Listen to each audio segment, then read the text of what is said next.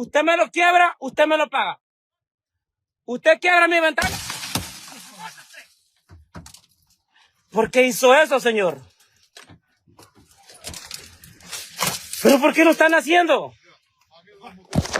That's what Donald Trump's America looks like. What you saw there was taking place in Charlotte, North Carolina, where the Border Patrol is attacking people on the street. If you look Hispanic, Latino, brown skin, they come after you.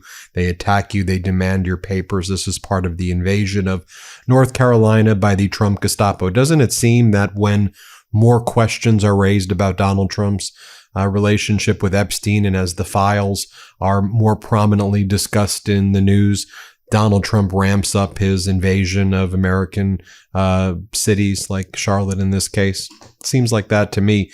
Should also be noted, we're getting additional angles of the video of Donald Trump arriving back in Washington, D.C. Donald Trump on Air Force One, where he was yelling at reporters who were asking him questions about Epstein.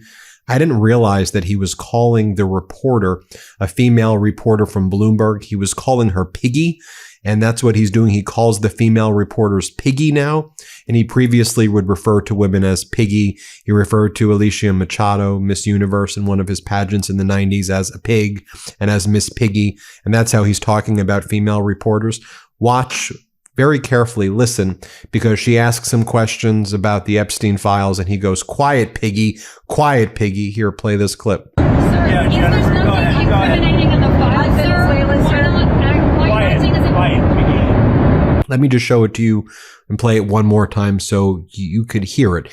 He's 100% calling the female reporter a piggy. He's saying, you're Piggy. Here, play this clip. Sir, is there something incriminating in the files, sir?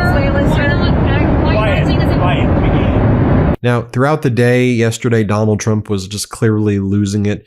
He held a bizarre press conference in the Oval Office that we covered. Then in the evening, he did a weird press conference at a McDonald's franchise owner event. And while he was doing that, he started just making weird noises. Like he would say, I like fish, chomp, chomp, chomp. I like fish. Again, he's a deranged human being. Just watch what he was doing. I mean, could you imagine if this is how any other president behaved? Here, play this clip. There's always something to have. I like the fish. I like it. And then he kept on saying prices are coming down for stuff. I'm making prices come down for stuff. And we know he's not. Prices are rising. Inflation, is really bad right now. Americans are suffering. And he's being like, I like fish. Prices are coming down. Really strange stuff. Here, play this clip. Because we are doing better than we've ever done as a country. Prices are coming down and all of that stuff. And, they talk about different terms for that. But I will tell you that nobody has done what we've done in terms of pricing. We took over a mess. Donald Trump's embarrassing national economic advisor is also making his rounds, and he's been making a ton of excuses about why the economy is so bad, why people can't afford homes. The latest yesterday afternoon, he said in terms of why there's such a low rate of home ownership, he blames the fact that Americans are not getting married at the same rate that they used to. He goes, the real issue when it comes to home ownership, it's marriage. No, it's affordability. It's that Americans can't afford homes because major corporations and private equity and hedge funds are buying homes and competing against new homeowners or people who want to become new homeowners. That's the situation. And there's not the supply of homes has been reduced because of private equity buying up all of the homes.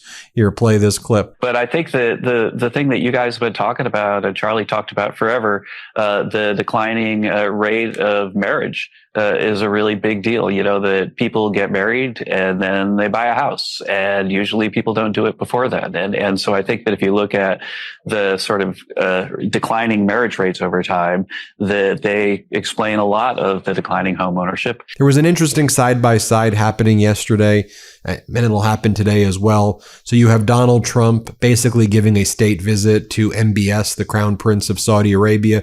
The U.S. is preparing to give dozens and dozens of F-35 jets to Saudi Arabia, and to also provide nuclear secrets and technology to Saudi Arabia. It comes at the same time that Donald Trump's family business is doing big billion-dollar deals with Saudi Arabia's sovereign wealth fund. There's a $63 billion real estate project that the Trump organization is getting more heavily involved in. There's also a Trump project in the Maldives they're doing with the Saudis. And so many people believe that as soon as we give the Saudis our nuclear technology and F-35s, they're going to give those secrets to China, which is going to screw America. But hey, Donald Trump's going to make a lot of money and his family will make a lot of money from doing business with the Saudis, the same way he's done business with the Emiratis and the Qataris.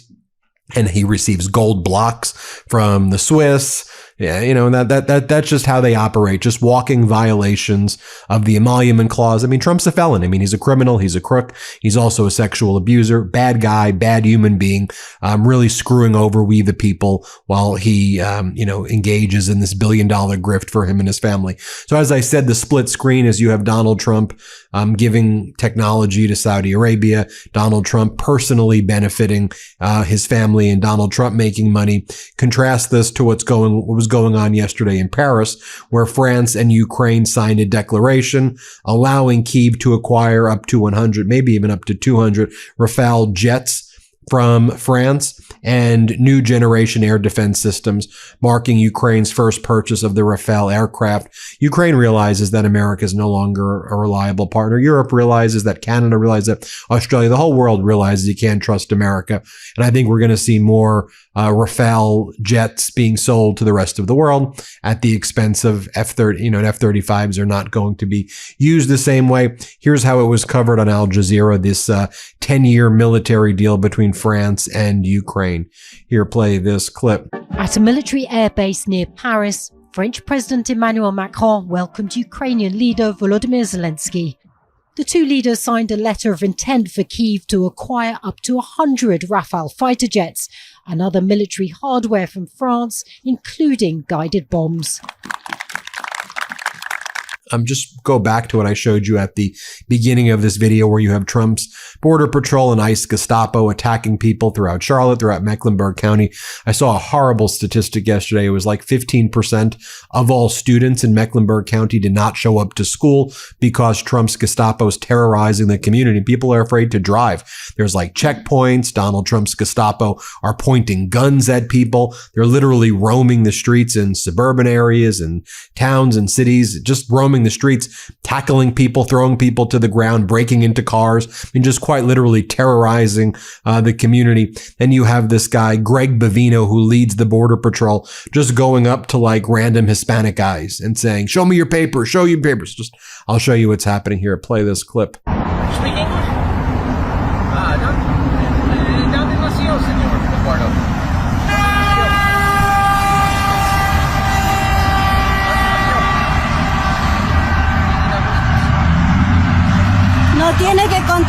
Here is a major figure in the Latinos for Trump in North Carolina. And now he's saying he doesn't support Trump anymore, but he was a big Trump supporter. And we're seeing Latino support for Trump and MAGA just absolutely plummet. Again, here's the guy, Latino for Trump in North Carolina. Here's what he says now when he was interviewed by MS Now. Let's play it. And Willie, you told me that you voted for President Trump in 2024. Do you regret that decision? ¿Te arrepientes esa decisión? Yes, 100%. Why do you regret that decision? That's because it's nothing that's true. It's not true. You know, and the first time he says something, and now, example, in the Latino people, we see everything is different. And the first time, example, he say he go to catch the delincuentes. Criminals. Yeah. And right now, he don't follow to criminals. He go to specific to Latino people.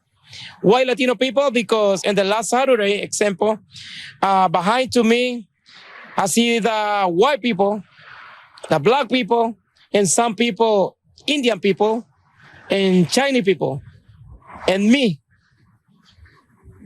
The DHS come specific to me and catch to me, not the other people, because don't care to other people, specific Latino people. And just so you have a sense of how unpopular Donald Trump is amongst the Latino community, let's just play this right here and you can hear how it's a good summary here of Trump just plummeting in the polls amongst Latino voters. Play this clip. Yeah, what are we seeing? You know, one of the big shifts in 2024 from 2020 was that shift towards Donald Trump, right?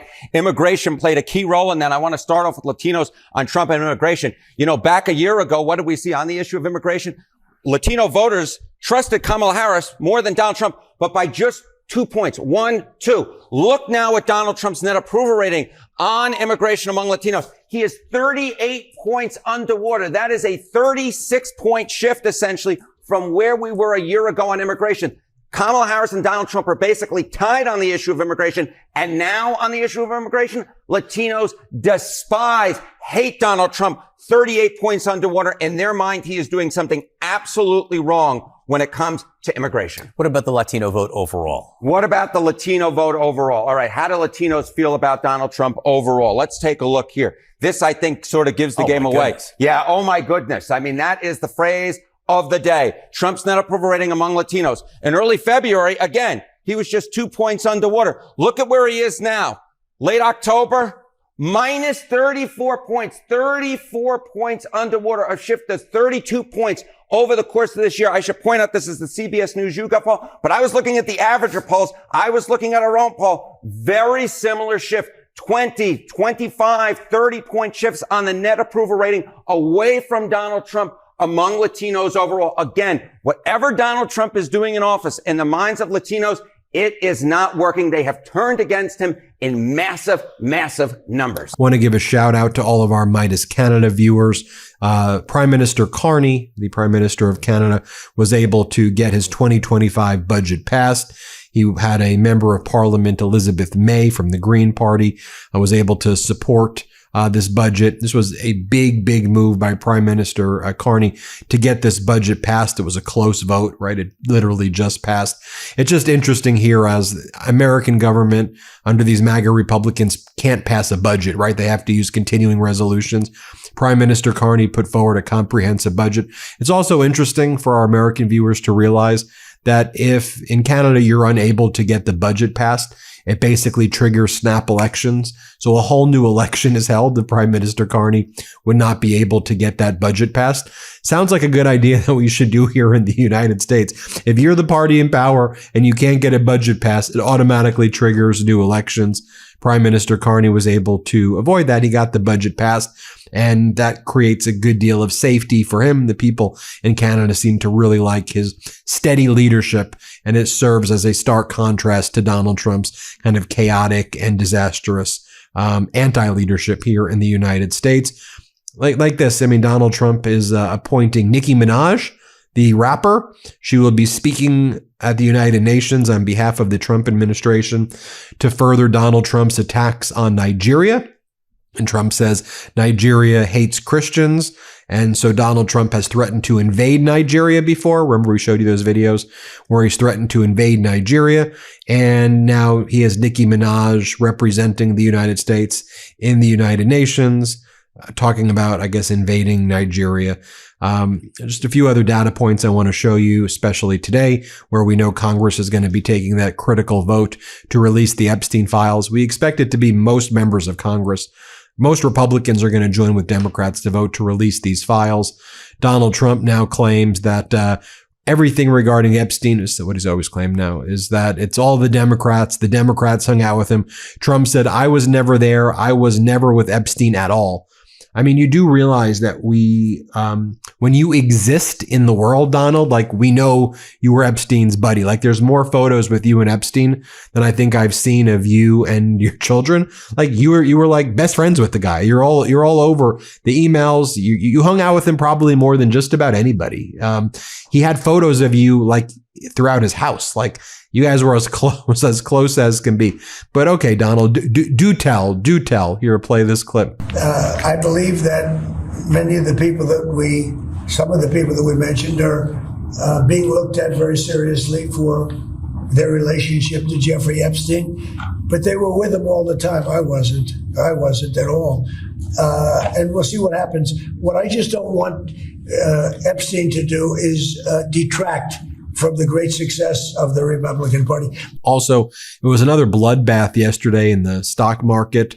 I mean, again, the stock market is not emblematic of how, I want to be clear about how we, the people, are actually doing, right? We have the highest jobless claims. People are losing their jobs at rates that are higher than really any time in recent history, maybe other than the Great Recession and during the height of COVID. We know that people are suffering. People are getting laid off. People can't afford things right now. We know that the economy is really bad.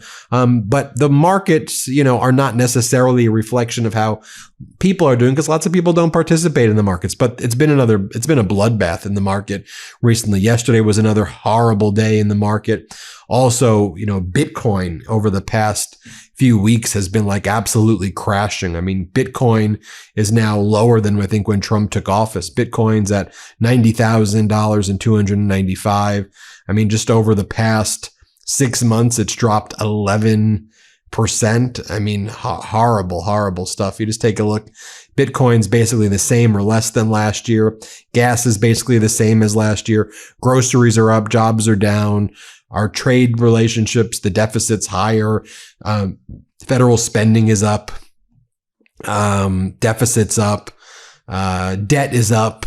Wages are down. But Trump's getting enriched throughout the whole process. But if you listen to his national economic advisor, Kevin Hassett says, look, at the end of the day, what we're experiencing is, quote, quiet time in the labor market. Quiet time, he calls it.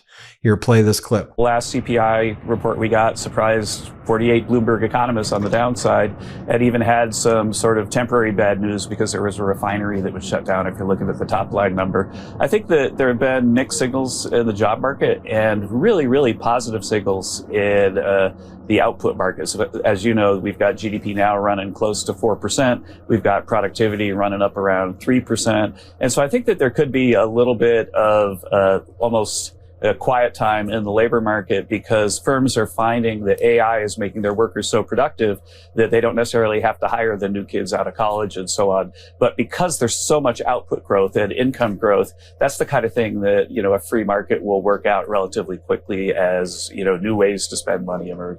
Seriously, quiet time in the labor market, and you're blaming Americans not purchasing homes on Americans not being married. You think we're stupid? I mean, they do, right? They think we're stupid.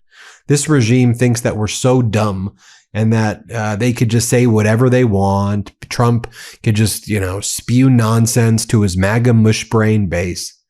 Nah, we know what you're doing. We know that you are all frauds. You are con artists, and you are destroying this country every single day. You are ripping this country apart. You're making us less safe. You're making us poorer. You're making us suffer. And people are psychologically tortured out there as a result of this regime and living paycheck to paycheck, while Donald Trump's out there gallivanting, enriching himself. It's disgusting. It's a disgusting regime. We'll keep calling it out every step of the way, folks, every step of the way. And we stand in solidarity with everybody in Charlotte and Mecklenburg right now, right? From Los Angeles to Portland to Chicago to Mecklenburg County, and really out throughout the rest of the entire country where Trump's doing these invasions with ICE and Border Patrol. We stand in solidarity together against this fascist regime. War criminals out there, terrorists out there. It's who they are. Sick people. Anyway, hit subscribe. Let's get to 6 million. Thanks for watching. New Meidas merch. Head to store.MeidasTouch.com today and get yourself the best pro-democracy gear and show your support. That's store.MeidasTouch.com.